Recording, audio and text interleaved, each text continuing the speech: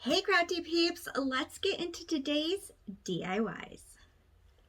For this project, I am going to use this sign that I picked up from Dollar Tree at Christmas. I wish I would have grabbed more. I just love the color of the frame. It's not quite brown, it's like a grayish brown.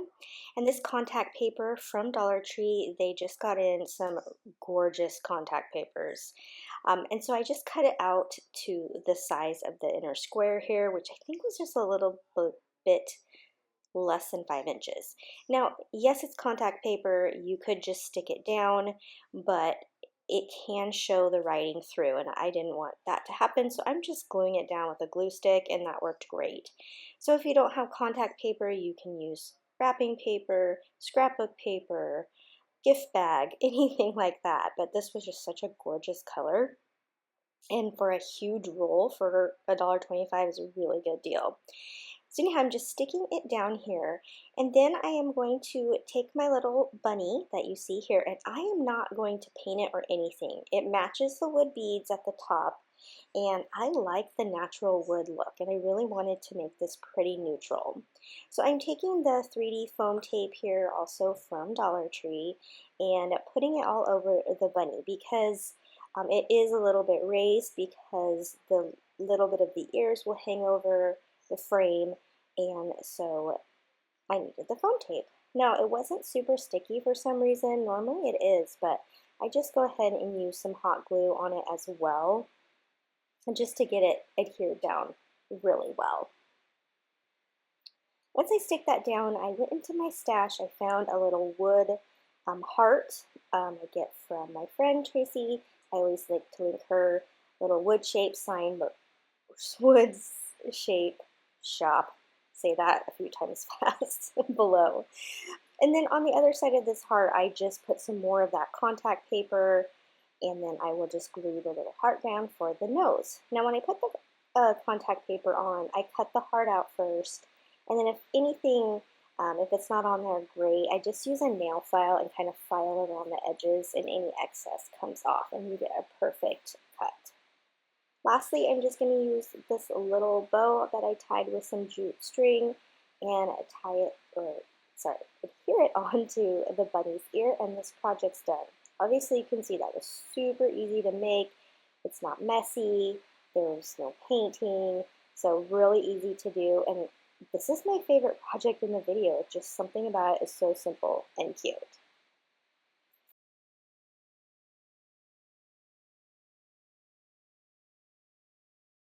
Today's cut is a collaboration with two of my sweet friends from YouTube, Leonette from DIY Beauty on Purpose, and her channel has so many cute and different things, furniture makeovers, beautiful clean designs.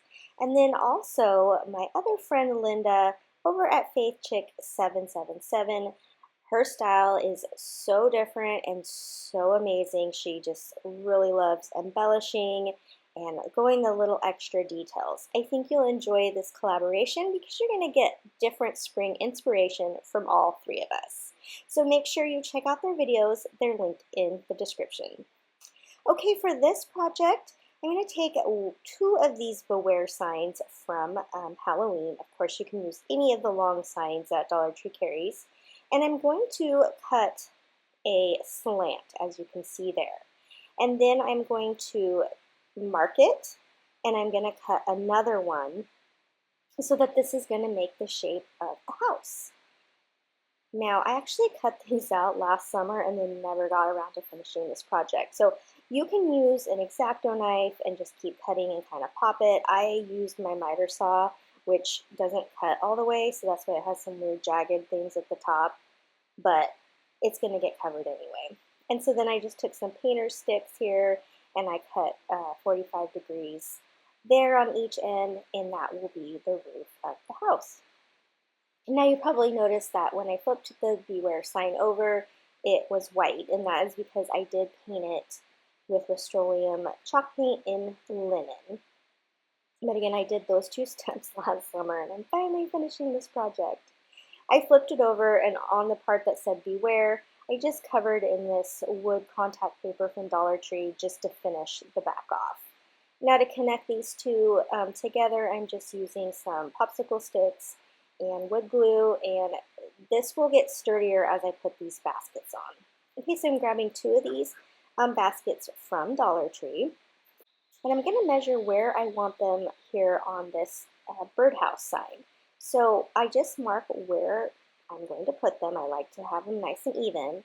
And I'm going to, like I said, I'm going to use two baskets. And then I'm just taking my drill out and drilling holes where I place. Now originally I was going to try and do it just through one hole, but my hole was a little bit skinny and the zip tie wouldn't go twice through the hole. So I will end up going back and doing another hole right next to it. Now I've always been intimidated by drilling. I don't know why. It's really easy. It's not hard. I have my little mat under there for protection. Easy peasy. Now look at how this ladybug vacuum just sucks up that sawdust perfectly. Like, how quick was that? Okay, so now I'm going to decide where I want my second basket. And these baskets were not the same size. One even on the same basket, the sides were different shaped. But that's okay, because this is just a fun, cute project.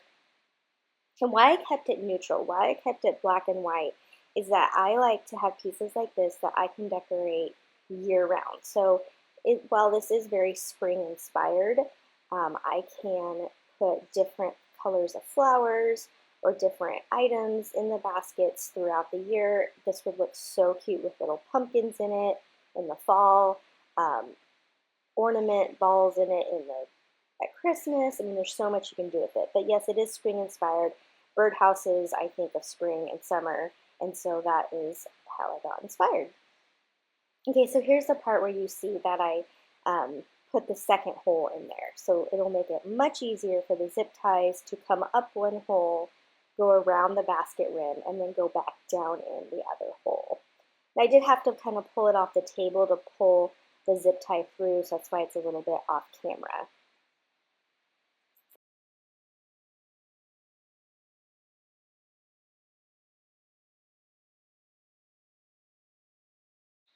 And now that the baskets are nice and secure, I'm going to go ahead and put on the roof. Now, I painted this with Folk Art black chalk paint. That is what I painted those two things at. And I just want to make sure they're nice and lined up before I glue them down. So I will make sure they're nice and perfect, and then I'll hold this one down so I know the other one is being placed right where it's supposed to. So that's my little trick there, because otherwise I probably would have had them way off kilter. So I'm just going to use some of these little Dollar Tree clamps to hold the wood down in place. Lastly, I thought it needed a little embellishment there right under the roof above the top basket. There's so many options. I could go with a little wood piece. I could go with a rub-on. I could have made a little saying on the Cricut. Lots of different choices. But again, I went into my little wood cutout stash and I found this dove looking bird, and I'm just painted it also with that black chalk paint, and then I will just glue it down with some wood glue. And then this project is done. And again, you can decorate it however you like for whatever season. So this is what it looks like before it's decorated. And you can hang it or you can stand it up against something. And this is how I decorated it, with some flowers and a cute little bunny there in the top basket. When I saw these felt coasters at Dollar Tree, I knew I had to make some sort of spring project with them, and I figured that first project would definitely be a garland. I thought stringing these along would be so cute. They come in a pack of four or five, I can't even remember now. They come tied in this cute little bow. They would be so cute, like if you were doing some sort of gift basket. They're like ready to go, really cute. I'm just using some of my white twine here. And I will say, one thing I didn't like about this twine is how curly cute it was. It was really hard to straighten out. So in hindsight, I would have had to like iron it out maybe a little bit. Anyhow, because it gets a little curled up here. But all I'm doing is going inside one petal and then coming up the other side and then stringing them along. So I only show you the three here, but I string a bunch on. I did save one of each color for the next project.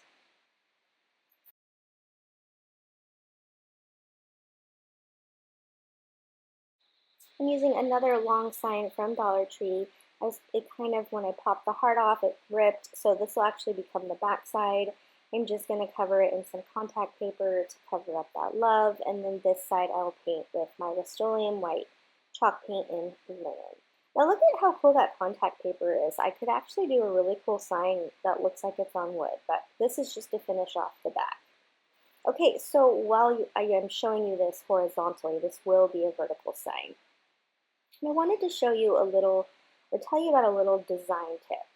So when you're doing projects, there's the rule of threes, the rule of thirds, which I'm using here. And then also, you want to put your darkest color on the bottom because dark equals heavy.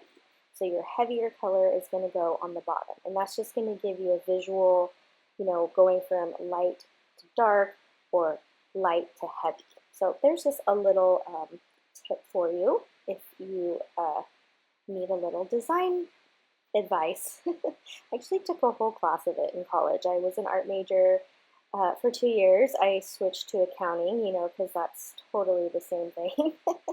But I learned a lot about visual art, so that was a tip I learned. Anyhow, I'm just taking this ribbon here from Dollar Tree. They had super cute spring ribbons out this year. Anyhow, I'm just going to tie a knot and that will hold the sign up. And then this sign is all done. Very simple, but goes so cute with that garland.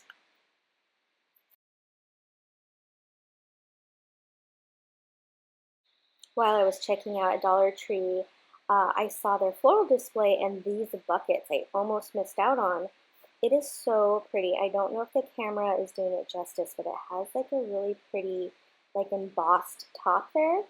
And they had it in different colors, and I don't recall the other colors, but this white was really pretty. So I just went to my Cricut, and I cut out Spring Garden, which was already something they had in their design space. I didn't design this. And then got the two little leaves there to the side, which I cut in half, and I am adding also onto this bucket. Now, I'm actually going to show you in my next video how I decorate the other side of it so that you can use it for more than just one holiday or season. Okay, so now I'm just putting in some styrofoam and I'm going to use some of these flowers. These are flowers that I got in my Michael's spring grab bag. They are $10 bouquets each, but I got a ton of them and I only paid $5 for the whole box. If you don't know about Michael's grab bags, you can click the link that you see above and I tell you all about them. But the florals are the absolute bomb that you get in those grab bags because it's hundreds of dollars for only $5. So anyhow, I'm cutting apart all of my flowers. I like them to all be singular stems, and then I start just placing them in. Again, with design elements, I really like to have things balanced. Like I said, I went from art to accounting, and accounting is all about balancing, but also in art there is balance as well. So I will take the one flower that was kind of on its own and start in the middle, and I work my way out, putting one of each of the flowers on each side, and then I just work color-wise. I try to balance, and so I'm kind of a little bit analytical when I put these things together, and so that's how I do it. I kind of, make sure I have colors equally on each side, and you don't want too many yellow on one side and pink on the other. So I just try to do them one at a time with alike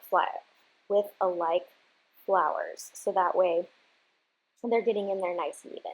So that's it. I'm just filling these flowers all up. I won't make you watch me do each one, but that's my method. My method of madness. My madness of oh, I don't know the saying. It's late at night while I'm doing this voiceover. Okay, so then I'm going to take one of these signs from Dollar Tree. Now, if you can find it already in a garden stake, then you're set. But they didn't have it in a garden stake.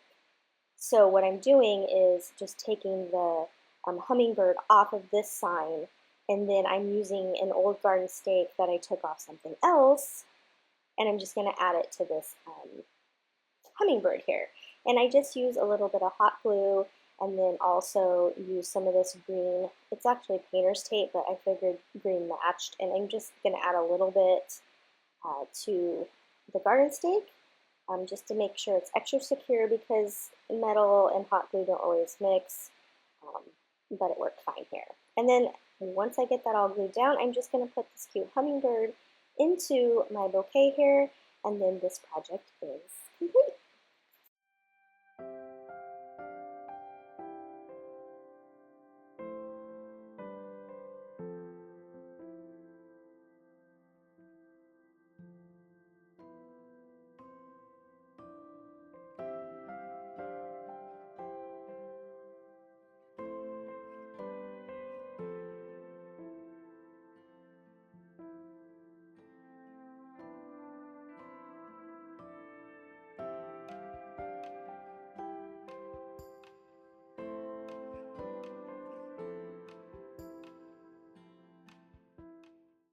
I hope this video has inspired your spring DIYs.